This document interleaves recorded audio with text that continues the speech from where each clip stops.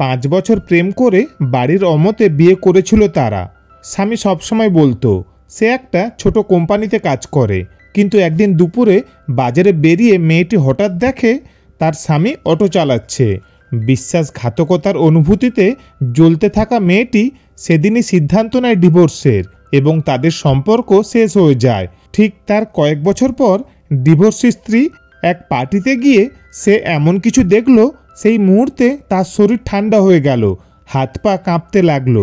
কি দেখলো সে জানতে হলে ভিডিওটি শেষ পর্যন্ত দেখুন।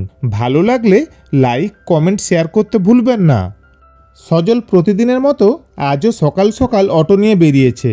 পথে এক চায়ের দোকানের সামনে অটো দাঁড় করিয়ে চা খাচ্ছিল। ঠিক তখনই সে দেখল রাস্তার পাশে এক অন্ধ বৃদ্ধ ও বৃদ্ধা দাঁড়িয়ে আছেন। রাস্তা পার হতে পারছেন না। বেশিরভাগ মানুষ পাশ কাটিয়ে চলে যাচ্ছে, কেউ সাহায্যের জন্য হাত বাড়িয়ে দিচ্ছে না। ঠিক তখনই একটি মেয়ে, যার পরনে ছিল লাল কুর্তি ও সাদা লেগিংস, সাথে একটা সাদা ওড়না, ছুটে গিয়ে তাদের হাত ধরে ধীরে ধীরে রাস্তা পার করিয়ে দিল। সজল দূর থেকে এই দৃশ্য দেখছিল। তার মনে হলো এই শহরে এত ব্যস্ততার মাঝেও কিছু মানুষ এখনও ভালোবাসতে জানে, মানবিক হতে জানে। সজল অবাক হয়ে তাকিয়ে থাকলেও মেয়েটি এসব খেয়াল করেনি। কিন্তু যখন মেয়েটি ফিরে আসছিল তখন হঠাৎ এক বেপরোয়া বাইক তার পাশ দিয়ে চলে যায় এবং ধাক্কা লেগে তার হাত থেকে বাজারের ব্যাগটা রাস্তার উপরে পড়ে যায়। সজল দ্রুত দৌড়ে গিয়ে ব্যাগটা তুলে দেয়। সজল হালকা হাসি দিয়ে বলল, আপনার মতো মানুষ এখনও আছে দেখে ভালো লাগলো। সবাই নিজের কাজে ব্যস্ত, কেউ কারো দিকে তাকানোর সময় পায় না, আর আপনি এই অন্ধ বৃদ্ধ বৃদ্ধাকে রাস্তা পার করলেন, এটা আমার খুব ভালো লাগলো। মেয়েটিও হালকা হাসলো, আমি তো কোনো অসাধারণ কিছু করিনি, শুধু একটু সাহায্য করেছি। সজল মেয়েটির সরলতায় আরও মুগ্ধ হলো। এরপর তারা আলাপ শুরু করলো। মেয়েটির নাম ঋতু। সজল কথায় কথায় জানতে পারল ঋতু পেশায় একজন গৃহশিক্ষিকা, তবে তার স্বপ্ন অনেক বড়। সে শুধু টিউশনি করে নিজের খরচ চালায় না, বরং বিলাসবহুল জীবনযাপনের স্বপ্ন দেখে। ভালো খাবার, দামি পোশাক, সামাজিক স্ট্যাটাস, এসব তার কাছে গুরুত্বপূর্ণ। সে মনে করে জীবন শুধু কষ্ট করে কাটানোর জন্য নয়, বরং উপভোগ করার জন্য। এই কথাগুলো শুনে রাহুল মুগ্ধ হলেও একদিক থেকে একটু চিন্তিতও হলো। ঋতুর চাওয়া পাওয়া কি তার সামান্য উপার্জনে পূরণ করা সম্ভব হবে? তা সত্ত্বেও সজল বুঝতে পারল যে ঋতুর প্রতি তার এক অদ্ভুত দুর্বলতা তৈরি হয়েছে। ঋতুর বিলাসী স্বভাব জানার পরেও সে ওকে উপেক্ষা করতে পারছিল না। তার হাসি, তার আত্মবিশ্বাস আর স্বপ্ন দেখার এই দুঃসাহসী মনোভাব, এসব কিছুই সজলকে আরও বেশি করে ওর প্রতি টানছিল। মনে হচ্ছিল হয়তো ভালোবাসার সব হিসেব নিকেশের ঊর্ধ্বে। সেদিনের পর থেকে সজল প্রায়ই মেয়েটির দেখা পাওয়ার চেষ্টা করত। হয়তো সে অজুহাতে ওই পথ দিয়েও যেত। এছাড়াও দুজনের ছোটোখাটো কথোপকথন হয়ে থাকত। আস্তে আস্তে বন্ধুত্ব জমে উঠল। এইভাবে প্রেমের 5টি বছর যেন স্বপ্নের মতো কেটে গেল। সজল আর ঋতুর ভালোবাসা দিনে দিনে আরও গভীর হলো, কিন্তু সমাজের নিয়ম তাদের পথ সহজ হতে দিল না। ঋতুর পরিবার যখন জানতে পারল যে সে সজলকে ভালোবাসে, তখনই তারা তীব্র আপত্তি করল। বাবা কড়া গলায় বললেন, ওর ভবিষ্যৎ কি? সজলের সাথে তোমার বিয়ে হতে পারে না, আমাদের একটা স্ট্যাটাস আছে। ঋতু আত্মবিশ্বাসের সাথে বলেছিল, ভবিষ্যৎ নয়, ভালোবাসাটাই আসল। সজল একটা ছোট কোম্পানিতে চাকরি করে বাবা, ও একদিন ঠিক সফল হবে। ছোট কোম্পানি আজ আছে কাল নেই, তাই আমি কখনো সজলের উপর ভরসা করে তোমার ওর সাথে বিয়ে দেব না, এটাই আমাদের শেষ কথা। কিন্তু বাবা মা কিছুতেই মেনে নিতে পারলেন না। এক রাতে অশ্রুভেজা চোখে ঋতু সিদ্ধান্ত নিল সে আর অপেক্ষা করবে না। সজল অনেকবার বলেছিল, আমি না হলে তোমার বাবা মাকে বোঝাচ্ছি, কিন্তু ঋতু একটাই কথা বলতো যে আমার বাবা মা কখনোই মানবে না, তাই আমরা একটা মন্দিরে গিয়ে বিয়ে করব। এরপর ছোট্ট মন্দিরে বন্ধুদের সামনে সাদামাটা এক পরিপূর্ণ ভালোবাসায় বিয়ে হলো তাদের। সজল যখন ঋতুকে সিঁদুর পরিয়ে দিল, তখন তার চোখে একটাই প্রতিজ্ঞা, আমি তোমাকে সুখী করব। বিয়ের পর ছোট্ট একটা ভাড়া ফ্ল্যাটে সংসার শুরু করলো তারা। ঘরটা খুব বড় ছিল না, কিন্তু ভালোবাসায় ভরা ছিল। ঋতু নতুন জীবনে খুশি ছিল। সে সবসময় বিশ্বাস করত টাকা পয়সা ততটা গুরুত্বপূর্ণ নয়, ভালোবাসাটাই আসল। বিয়ের পরও ঋতু অনেকবার সজলকে জিজ্ঞেস করত যে তোমার কোম্পানির কাজ টাজ কেমন চলছে। সজল প্রতিবারই একই কথা বলতো, ওই ঠিকঠাক চলছে আর কি। কিন্তু ঋতুর মনে কিছু একটা সন্দেহ হতো যে সজল তাকে কিছু একটা লুকোচ্ছে। প্রতিদিন সকালে সজল বেরিয়ে যেত, রাতে ফিরত। তার হাতে কখনো বেশি টাকা থাকতো না, কিন্তু সে কখনো কোনো কিছুর অভাব হতে দেয়নি। ঋতু নিজেও চাকরির জন্য চেষ্টা করছিল, কিন্তু সজল চাইতো না সে কষ্ট করুক। একদিন রাতের বেলা খেতে বসে ঋতু সজলকে বলল, আমার বান্ধবী রূপার স্বামী একটা কোম্পানির ম্যানেজার, ওদের কত বড় একটা ফ্ল্যাট, একটা দামি গাড়িও আছে। আমারও খুব ইচ্ছে একটা সুন্দর ফ্ল্যাটে থাকার, আর নিজেদের একটা গাড়ি থাকলে কেমন হতো বলো তো। সজল তার হাত ধরে বলল, অবশ্যই হবে, সময় দাও। ঋতু সজলের কথায় বিশ্বাস করেছিল, কিন্তু ভাগ্যের পরিহাসের কথা কেউ জানতো না। বিয়ের 6 মাস পার হয়ে গেছে, সংসার ধীরে ধীরে অভ্যস্ত হয়ে উঠছিল। একদিন দুপুরবেলা হঠাৎ কিছু একটা দরকারে ঋতু বাজার করতে বেরিয়েছিল। ফেরার পথে একটা রাস্তার মোড়ে হঠাৎ তার চোখ আটকে গেল। সে দেখল সজল একটি অটো চালাচ্ছে, পিছনের সিটে দুজন যাত্রী বসে আছে, আর সজল স্টিয়ারিং ধরে হাসি মুখে কিছু বলছে। ঋতুর মাথায় যেন বাজ পড়ল, এটা কি দেখলাম আমি, এটা কি সজল? প্রথমে সে বিশ্বাস করতে পারল না, কিন্তু যখন অটো সামনে দিয়ে চলে গেল তখনই স্পষ্ট দেখল, হ্যাঁ এটাই তার স্বামী সজল। ঋতু স্তব্ধ হয়ে গেল। সে কিছুতেই মেনে নিতে পারছিল না যে এতদিন যার সাথে সে সংসার করছিল, যার সাথে সে এত স্বপ্ন দেখেছিল, সে একজন সাধারণ অটো চালক। রাতে সজল ঘরে ফিরল, তখন সে এক মুহূর্ত অপেক্ষা করল না। তুমি কি আমাকে এতদিন মিথ্যে বলেছিলে? তুমি কি সত্যিই এক অটো চালক? সজল কিছুক্ষণ চুপ করে থাকলো, তারপর শান্ত গলায় বলল, হ্যাঁ আমি একজন অটো চালক। তোমার সঙ্গে দেখা হওয়ার অনেক আগে থেকে চাকরির জন্য অনেক চেষ্টা করেছি, কিন্তু কোথাও কাজ পাইনি। তখন এই অটো চালানোর সিদ্ধান্ত নিই। ভেবেছিলাম সময়ের সঙ্গে সঙ্গে তুমি বুঝবে, ভালোবাসায় পেশার কোনো দাম হয় না। ঋতু ধপ করে বিছানায় বসে পড়ল, তার পুরো পৃথিবী যেন ভেঙে গেল। তুমি যে বলেছিলে কোম্পানির কাজ করো, কিন্তু তুমি একটা রাস্তার অটো চালক। আমি এটা মেনে নিতে পারবো না সজল। সজল চোখের জল আটকানোর চেষ্টা করল।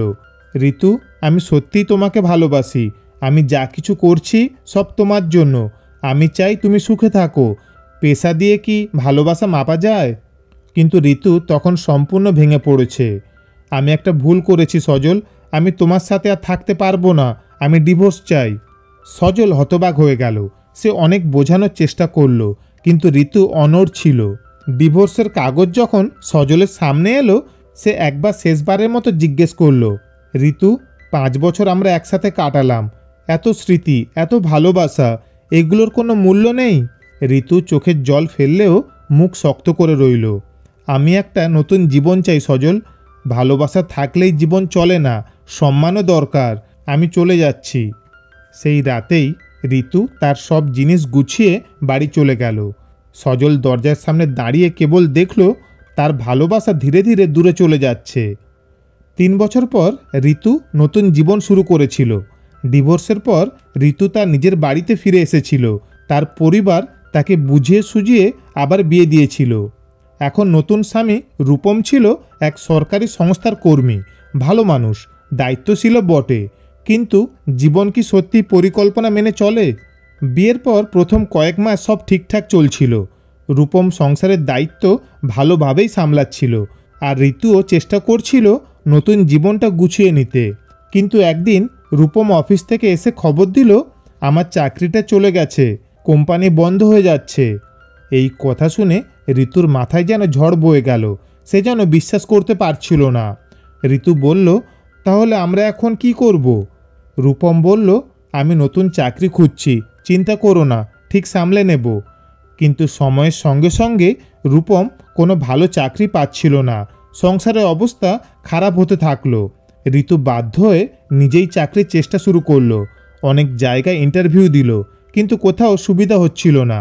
অবশেষে একদিন সে একটি নামকরা কোম্পানির ইন্টারভিউতে ডাক পেল।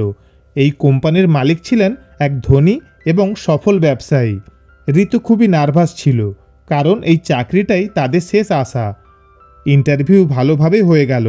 কোম্পানির ম্যানেজার জানালেন যে সে চাকরি পেয়েছে এবং শিগগিরই জয়েন করতে পারবে।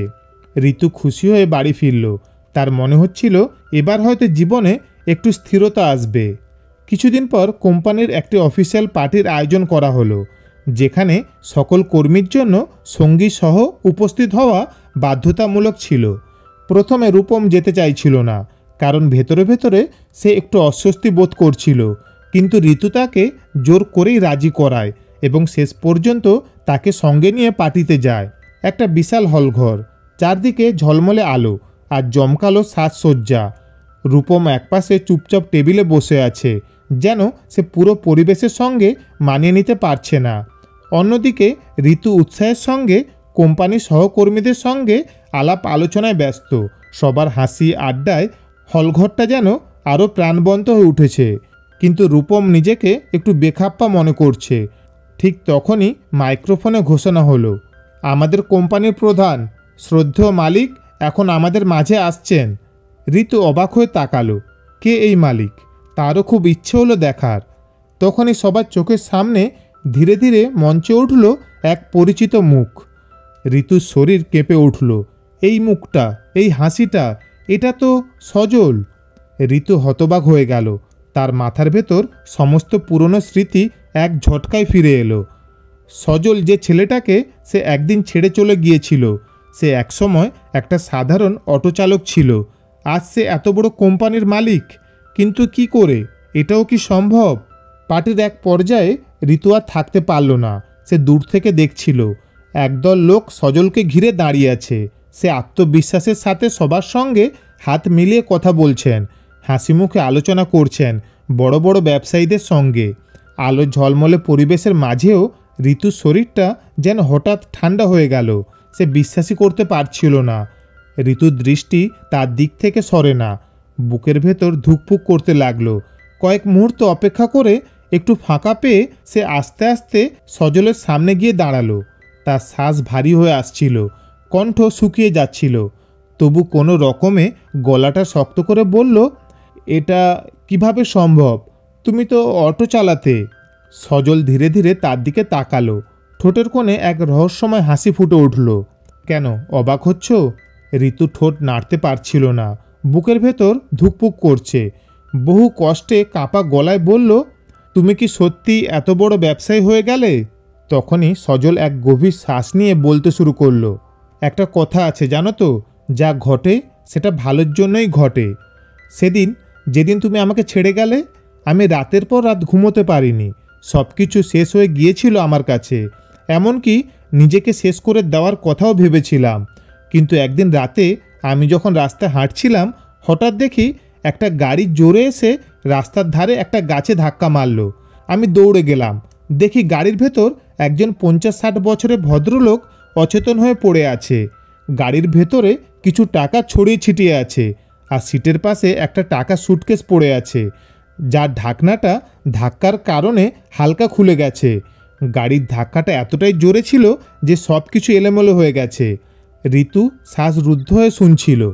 আমি প্রথমে কি করব বুঝতে পারছিলাম না। তখনই লোকটাকে নিয়ে হাসপাতালে ছুটলাম, টাকাগুলো গুছিয়ে নিয়ে গেলাম। পরে যখন উনি সুস্থ হলেন, উনি অবাক হয়ে জিজ্ঞেস করলেন, তোমার এতগুলো টাকা দেখে লোভ হয়নি? ওখানে যা টাকা ছিল হয়তো তোমার জীবন বদলে যেত। আমি বললাম, জীবনের চেয়ে টাকা বড় নয়। ঋতু নিঃশব্দে তাকিয়েছিল সজলের দিকে। সেই লোকটি ছিলেন এই কোম্পানির মালিক। আমার সততা দেখে তিনি এতটাই মুগ্ধ হয়েছিলেন, আমাকে তার কোম্পানির একটা অংশের দায়িত্ব দিয়ে দিলেন। আমি সেখান থেকে নিজের দক্ষতা দিয়ে কোম্পানিকে আরও বড় করি। আজ আমি এই জায়গায়। ঋতু আর কিছু বলতে পারছিল না। একটু চুপ থাকার পর ঋতু ফিসফিস করে জিজ্ঞেস করলো, তাহলে তুমি কি এখন সুখী? সজল কিছুক্ষণ তাকিয়ে থাকলো, তারপর হাসলো। ভালোবাসার মূল্য যারা বোঝে না, তারা কখনোই সত্যিকারের সুখী হতে পারে না ঋতু। আমি আজ যা কিছু করেছি সেটা তোমার কারণেই, কিন্তু আমি আর পিছনে ফিরে তাকাই না, কারণ ভাগ্য কখনো ভুল করে না, শুধু আমাদের সময়ের আগে সত্যিটা বোঝায় না। ঋতু কোনো উত্তর খুঁজে পেল না। তার চোখের সামনে সেই পুরনো সজল নেই। এখন সে এক সফল মানুষ, যার জীবনে অতীতের কোনো ছায়া নেই। পার্টিতে আলো ঝলমল করছিল, কিন্তু ঋতুর ভেতরে যেন এক গভীর অন্ধকার নেমে এলো। আসলে সময়ে সব কিছু বদলায়, কিন্তু আমাদের সিদ্ধান্তগুলো আমাদের ভবিষ্যৎ গড়ে দেয়। তাই সিদ্ধান্ত নেওয়ার আগে একবার ভাবা দরকার, পরে যেন আফসোস করতে না হয়। তো বন্ধুরা, আজকের এই গল্পটি তোমাদের কেমন লাগলো কমেন্টে জানিও। ভালো লাগলে লাইক ও শেয়ার করে দিও। ধন্যবাদ, ভালো থাকবেন।